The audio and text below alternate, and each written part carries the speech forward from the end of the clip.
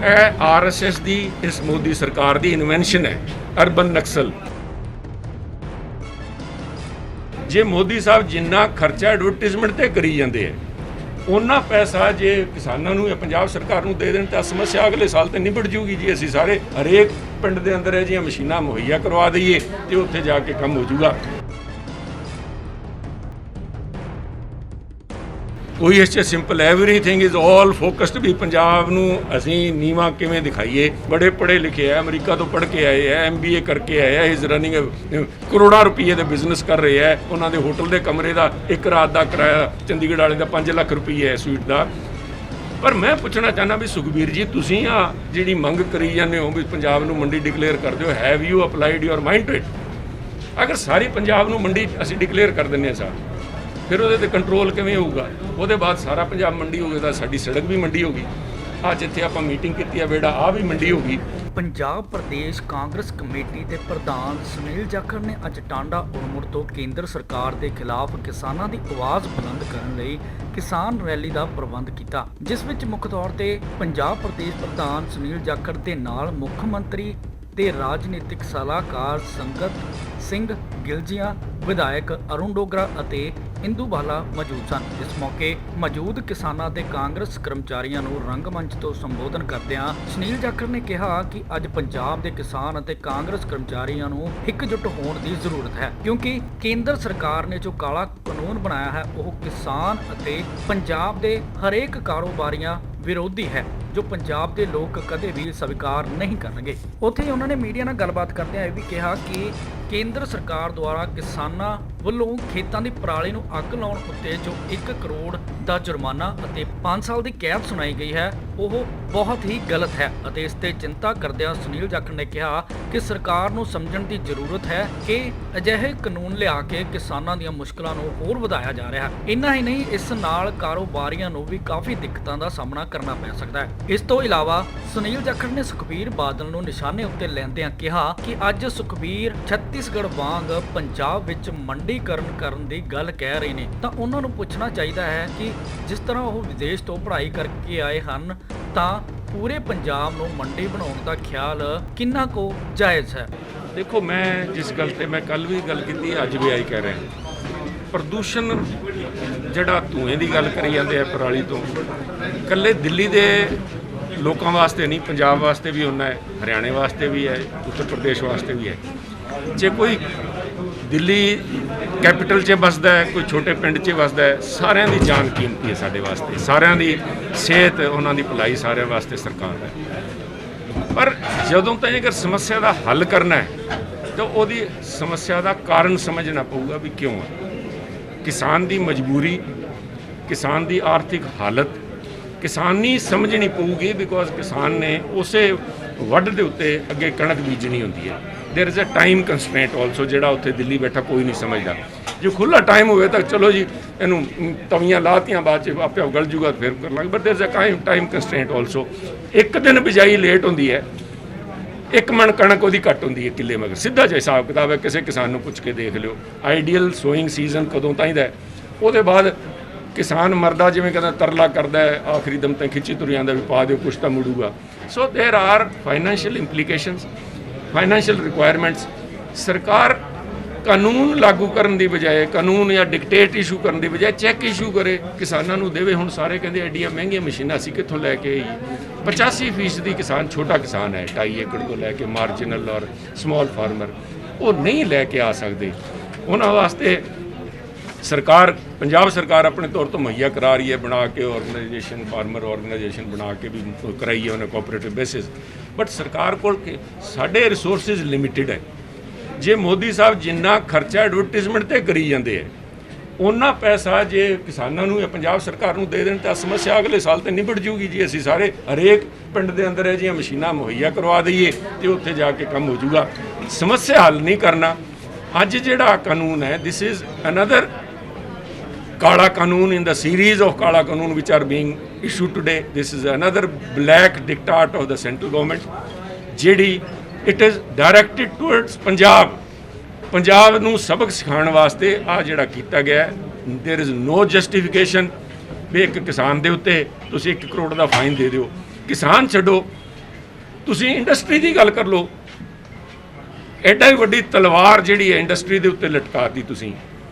ਇੱਕ ਪਾਸੇ ਅਸੀਂ ਕਹਿੰਦੇ ਆ ease of doing business. Modi ਸਾਹਿਬ ਦਾ ਅੱਜ ਕੱਲ੍ਹ ਇੱਕ ਫੇਵਰੇਟ ਸਟੇਟਮੈਂਟ ਹਰੇਕ ਉਹ ਆ ਜਾਂਦੀ ਹੈ, ਕਈ ਸਭ ਮਹੀਨੇ ਬਾਅਦ ਬਦਲ ਲੈਂਦੇ ਆ, ਈਜ਼ ਆਫ ਡੂਇੰਗ ਬਿਜ਼ਨਸ। ਪਹਿਲਾਂ ਪੋਲੂਸ਼ਨ ਕੰਟਰੋਲ ਬੋਰਡ ਹੈ, NGT ਹੈ, ਹੁਣ ਇੱਕ commission for air quality control ਪਾਤਾ ਸਾਹਿਬ। 1 ਕਰੋੜ ਰੁਪਏ ਦਾ ਫਾਈਨ ਹੈ। ਚਲੋ ਮਾਤੜ ਆਪਣੀ ਫੈਕਟਰੀ ਵੇਚ ਕੇ ਫਾਈਨ ਭਰ ਦੂਗਾ, 5 ਸਾਲ ਦੀ ਸਜ਼ਾ ਸਾਹਿਬ। I think these are absolutely ਕਾਲਾ ਕਾਨੂੰਨ। ਅਗਰ ਉਹ ਕਾਲੇ ਕਾਨੂੰਨ ਕਿਸਾਨਾਂ ਵਾਸਤੇ ਹੈ ਤੇ ਆਹ ਕਾਲਾ ਕਾਨੂੰਨ ਇੰਡਸਟਰੀ ਵਾਸਤੇ ਵੀ ਹੈ, ਦੇਸ਼ ਦੀ ਇਕਨੋਮੀ ਵਾਸਤੇ ਹੈ। ਇਹਦਾ ਜਿਹੜਾ ਨੁਕਸਾਨ ਹੋਊਗਾ ਉਹ ਜਿਸ ਤਰ੍ਹਾਂ ਨੋਟਬੰਦੀ ਦਾ ਹੋਇਆ ਸੀ, ਇਹ ਨੁਕਸਾਨ ਇਹਦਾ ਹੋਊਗਾ। ਡਾਕਟਰ ਸਾਹਿਬ, ਜਿੱਦਾਂ ਤੁਹਾਡੀਆਂ ਵਿਰੋਧੀ ਜਮਾਤਾਂ ਖਾਸ ਕਰਕੇ ਅਕਾਲੀ ਦਲ ਇਹ ਕੱਲ੍ਹ ਦਾ ਪ੍ਰੋਪਗੈਂਡਾ ਸ਼ੁਰੂ ਕੀਤਾ ਕਿ ਛੱਤੀਸਗੜ੍ਹ ਵਾਂਗ ਸਰਕਾਰੀ ਮੰਡੀ ਹੋਏ, ਕੇਰਲ ਵਾਂਗ MSP ਮਿਲੇ ਸਬਜ਼ੀਆਂ ਦੇ ਉੱਤੇ, ਤੇ ਤੁਸੀਂ ਪੰਜਾਬ 'ਚ ਇਹ ਕਿੱਦਾਂ ਆਖਦੇ ਚੀਜ਼? ਦੇਖੋ, ਮੈਂ ਅਗਰ ਰਿਸਪੌਂਸਿਬਲ ਕੁਆਟਰਸ ਤੋਂ ਇਸ ਕਿਸਮ ਦਾ ਬਿਆਨ ਆਉਂਦਾ ਨਾ ਜੀ, I could have argued and I could have understood. Sukhbir ji ਨੂੰ ਜਿਹੜਾ ਕੰਧ ਤੇ ਲਿਖਿਆ ਨਾ ਪੜ੍ਹੇ ਲਿਖੇ ਕਿਸਾਨ ਨੂੰ ਦਿਸੀ ਜਾਂਦਾ ਸੀਗਾ, ਕਿਸਾਨ ਨੂੰ ਵੀ ਆਹ ਕਾਲੇ ਕਾਨੂੰਨ ਹੈ। ਸਿਆਸੀ ਬਿਆਨਬਾਜ਼ੀ ਹੋ ਬਿਆਨ ਨਹੀਂ ਸਿਆਸੀ ਬਿਆਨਬਾਜ਼ੀ ਨਹੀਂ ਸਾਹਿਬ, no somebody has to apply his mind also. ਮੈਂ ਜਿਹੜੀ ਗੱਲ ਕਰ ਰਿਹਾ ਸਿਆਸੀ, ਉਹਨਾਂ ਨੇ 2.5 ਮਹੀਨੇ ਇਹੀ ਕਾਲੇ ਕਾਨੂੰਨ ਦੀ ਵਕਾਲਤ ਕੀਤੀ ਬਿਕੋਜ਼ ਉਹਨਾਂ ਨੇ ਪੜ੍ਹੇ ਨਹੀਂ ਕਾਨੂੰਨ। ਉੱਤੋਂ ਡਾਇਰੈਕਸ਼ਨਸ ਆ ਗਈਆਂ, ਉਹ ਬੋਲੀ ਤੁਰੇ ਗਏ, ਕਿਸੇ ਨੇ ਕੰਨ 'ਚ ਪਾਤਾ ਜੀ ਕਾਨੂੰਨ ਬਹੁਤ ਵਧੀਆ, ਸੁਖਬੀਰ ਜੀ ਚਾਲੂ ਹੋ ਗਏ। 2.5 ਮਹੀਨੇ ਚੁੱਪ ਨਹੀਂ ਹੋਏ। ਹੁਣ ਸੁਖਬੀਰ ਜੀ ਜਿਹੜਾ ਕਹਿ ਰਹੇ ਹੈ ਵੀ ਪੰਜਾਬ ਨੂੰ ਮੰਡੀ ਬਣਾ ਦਿਓ, ਮੇਰੀ ਕੋਈ ਸਬਮਿਸ਼ਨ ਹੈ ਵਿਦ ਆਲ ਹਿਊਮਿਲਿਟੀ, ਬੜੇ ਪੜ੍ਹੇ ਲਿਖੇ ਹੈ, ਅਮਰੀਕਾ ਤੋਂ ਪੜ੍ਹ ਕੇ ਆਏ ਹੈ, MBA ਕਰਕੇ ਆਏ ਹੈ, ਇਜ਼ ਰਨਿੰਗ ਕਰੋੜਾਂ ਰੁਪਏ ਦੇ ਬਿਜ਼ਨਸ ਕਰ ਰਹੇ ਹੈ। ਉਹਨਾਂ ਦੇ ਹੋਟਲ ਦੇ ਕਮਰੇ ਦਾ 1 ਰਾਤ ਦਾ ਕਿਰਾਇਆ ਚੰਡੀਗੜ੍ਹ ਵਾਲੇ ਦਾ 5 ਲੱਖ ਰੁਪਏ ਹੈ ਸਵੀਟ ਦਾ। ਪਰ ਮੈਂ ਪੁੱਛਣਾ ਚਾਹੁੰਦਾ ਵੀ ਸੁਖਬੀਰ ਜੀ, ਤੁਸੀਂ ਆ ਜਿਹੜੀ ਮੰਗ ਕਰੀ ਜਾਂਦੇ ਹੋ ਵੀ ਪੰਜਾਬ ਨੂੰ ਮੰਡੀ ਡਿਕਲੇਅਰ ਕਰ ਦਿਓ, have you applied your mind to it? ਅਗਰ ਸਾਰੀ ਪੰਜਾਬ ਨੂੰ ਮੰਡੀ ਅਸੀਂ ਡਿਕਲੇਅਰ ਕਰ ਦਿੰਦੇ ਹਾਂ ਸਾਹਿਬ, ਫਿਰ ਉਹਦੇ 'ਤੇ ਕੰਟਰੋਲ ਕਿਵੇਂ ਹੋਊਗਾ? ਉਹਦੇ ਬਾਅਦ ਸਾਰਾ ਪੰਜਾਬ ਮੰਡੀ ਹੋ ਗਿਆ ਤਾਂ ਸਾਡੀ ਸੜਕ ਵੀ ਮੰਡੀ ਹੋ ਗਈ। ਆ ਜਿੱਥੇ ਆਪਾਂ ਮੀਟਿੰਗ ਕੀਤੀ ਆ ਵੇੜਾ, ਆ ਵੀ ਮੰਡੀ ਹੋ ਗਈ। ਕਿਸੇ ਦੇ ਘਰ ਦੇ ਸਾਹਮਣੇ ਖਾਲੀ ਜਗ੍ਹਾ ਪਈ ਹੈ ਸਰਕਾਰੀ, ਉਹ ਵੀ ਮੰਡੀ ਹੋ ਗਈ। ਕਿਸੇ ਦਾ ਖੇਤ ਆ, ਉਹ ਵੀ ਮੰਡੀ ਹੋ ਗਈ। ਇੰਨੇ ਸਾਡੇ ਕੋਲ mandi means there is a regulation, there is a monitoring, there is a supervision. ਉਹ ਕਿੱਥੋਂ ਆਣਗੇ ਸਾਹਿਬ?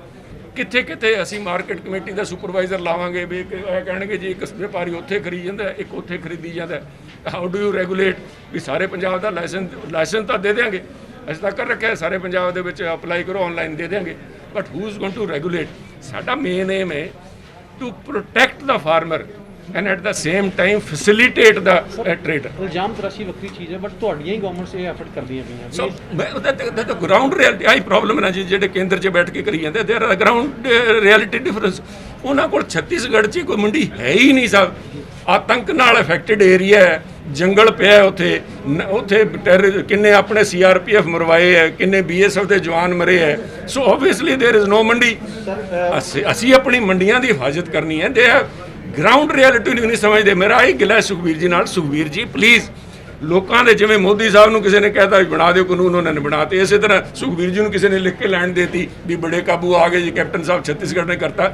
ਛੱਤੀਸਗੜ੍ਹ ਤੇ ਪੰਜਾਬ ਨੂੰ how can you compare apple with bears or ਪਲਮਸ?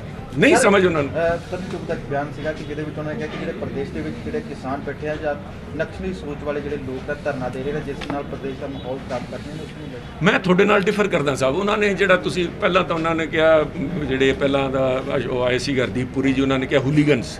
ਹੁਲੀਗਨ ਦਾ ਮਤਲਬ ਮੈਂ ਕਈ ਵਾਰ ਖੋਲ ਕੇ ਦੇਖਿਆ, ਹਿੰਦੀ ਦਾ ਐਗਜ਼ੈਕਟ ਵਰਡ ਆਉਂਦਾ ਨਹੀਂ। ਕੋਈ ਕਹਿੰਦਾ ਬਦਮਾਸ਼, ਕੋਈ ਕਹਿੰਦਾ ਲੁਗਾੜ, ਕੋਈ ਕਹਿੰਦਾ ਦੈਟ ਇਸ ਕਿਸਮ ਦੇ ਲੋਕ, ਗਲਤ ਕਿਸਮ ਦੇ ਲੋਕ, ਗਲਤ ਲੋਕ। ਉਹ ਤਾਂ ਕਿਹਾ ਉਹਨਾਂ ਨੇ। ਜਿਹੜਾ ਚੁੱਗ ਸਾਹਿਬ ਨੇ ਬਿਆਨ ਦਿੱਤਾ ਨਾ ਜੀ, ਉਹਨਾਂ ਨੇ ਨਕਸਲੀ ਸ਼ਬਦ ਇਸਤੇਮਾਲ ਨਹੀਂ ਕੀਤਾ। ਤੁਸੀਂ ਯੂ ਆਰ ਮਿਕਸਿੰਗ ਵਰਡਸ। ਉਹਨਾਂ ਨੇ ਜਿਹੜਾ ਵਰਡ ਯੂਜ਼ ਕੀਤਾ ਬੜਾ ਧਿਆਨਯੋਗ ਵਰਡ ਹੈ ਸਾਹਿਬ। ਉਹਨਾਂ ਨੇ ਕਿਹਾ ਅਰਬਨ ਨਕਸਲ। ਮੈਂ ਪੁੱਛਣਾ ਚਾਹੁੰਦਾ, ਤੁਸੀਂ ਮੇਰੇ ਨਾਲੋਂ ਜ਼ਿਆਦਾ ਸਮਝਦਾਰ ਹੋ, ਪੱਤਰਕਾਰ ਹੋ, ਜਰਨਲਿਸਟ ਬੜੇ ਘੋਖਦੇ ਹੋ, ਤੁਸੀਂ ਪਹਿਲੀ ਵਾਰੀ ਆਪਣੀ ਜ਼ਿੰਦਗੀ 'ਚ ਅਰਬਨ ਨਕਸਲ ਨਾਮ ਕਦੋਂ ਸੁਣਿਆ? ਆਹ ਕਾਰਡ ਹੈ ਸਾਹਿਬ ਕਿਸੇ ਦੀ। ਮੈਂ ਤਰੁਣ ਚੁੱਗ ਸਾਹਿਬ ਦੀ competence, knowledge, I have all respect for him, but ਆਹ ਜਿਹੜਾ ਸ਼ਬਦ ਹੈ ਨਾ, ਉਹ ਵੀ ਮੇਰੇ ਵਾਂਗੂ ਸਿੱਧੇ ਸਾਦੇ ਉਹਨਾਂ ਤੋਂ ਵੀ ਜਿੰਨਾ ਕੁ ਹੈ, he does not know what is an urban naxal. Urban naxal ਦੀ ਉਹਨਾਂ ਨੂੰ ਵਿਉਂਤਬੰਦੀ ਨਹੀਂ ਸਮਝ ਵੀ ਚੀਜ਼ ਕੀ ਹੈ। ਇਹ RSS ਦੀ, ਇਸ ਮੋਦੀ ਸਰਕਾਰ ਦੀ ਇਨਵੈਂਸ਼ਨ ਹੈ ਅਰਬਨ ਨਕਸਲ ਵੀ ਕਿਸੇ ਨੂੰ ਕਿਵੇਂ ਕਾਲਖ ਦਾ ਟਿੱਕਾ ਲਾਈਏ ਕਿਸੇ ਦੇ ਉੱਤੇ, ਪੜ੍ਹੇ ਲਿਖੇ ਆਦਮੀ ਦੇ ਉੱਤੇ, ਕਿਸ ਤਰ੍ਹਾਂ ਸਮਝਦਾਰ ਆਦਮੀ ਨੂੰ ਕਿਸ ਤਰ੍ਹਾਂ ਬਦਨਾਮ ਕਰੀਏ। ਨੈਕਸਲਾਈਟ ਸਾਰੇ ਜਾਣਦੇ ਹਾਂ ਅਸੀਂ ਨਕਸਲਵਾਦ ਦਾ ਸਮਾਂ ਦੇਖਿਆ ਸਭ। ਅਸੀਂ ਸਾਡੇ ਵਾਲਾ ਏਰੀਆ ਦੇ ਵਿੱਚ ਮਾਲਵੇ ਦੇ ਵਿੱਚ ਸਭ ਤੋਂ ਜ਼ਿਆਦਾ ਭਖਿਆ ਸੀ ਉੱਥੇ ਮਾਨਸਾ ਮੋਗਾ ਉਹਨਾਂ ਦਿਨਾਂ 'ਚ। It was the hub in those days ਜਦੋਂ ਅਸੀਂ ਕਾਲਜ 'ਚ ਹੁੰਦੇ ਸੀਗੇ। ਅਸੀਂ ਨਕਸਲ ਤਾਂ ਸੁਣੇ, ਅਰਬਨ ਨਕਸਲ ਇਜ਼ ਕਿਸੇ ਏਜੰਸੀ ਨੇ ਤਰੁਣ ਚੁਗ ਦੀਜੇ ਉਹਨਾਂ ਚੁਗ ਸਾਹਿਬ ਦੀ ਮੂੰਹ 'ਚ ਪਵਾਇਆ ਹੈ ਸ਼ਬਦ with a very I would say frightening implications ਵੀ ਆ ਕਰਨ ਕੀ ਲੱਗੇ। ਜਿਵੇਂ ਤੁਸੀਂ ਦੇਖਿਆ ਕਿਸੇ ਨੂੰ ਉਹਨਾਂ ਨੇ ਕਿਸੇ ਦੇ ਘਰੇ ਉਹ ਪਈ ਸੀਗੀ ਵਾਰ ਐਂਡ ਪੀਸ, ਉਹਦੇ 'ਚ ਅੰਦਰ ਕਰਤਾ ਇਜ਼ ਐਨ ਅਰਬਨ ਨਕਸਲ। ਕਿਸੇ ਕੋਲ ਕੋਈ ਪੰਫਲੇਟ ਪਿਆ ਸੀ ਇਹਦੇ ਕਰਕੇ ਕਰਤਾ। ਸੋ ਆਉਣ ਵਾਲੇ ਸਮੇਂ ਦੇ ਵਿੱਚ ਇਹ ਪੰਜਾਬ ਦੀ ਘੇਟੀ ਹੋਰ ਨੱਪਣਗੇ ਇਹ ਬਹਾਨੇ ਲੈ ਕੇ।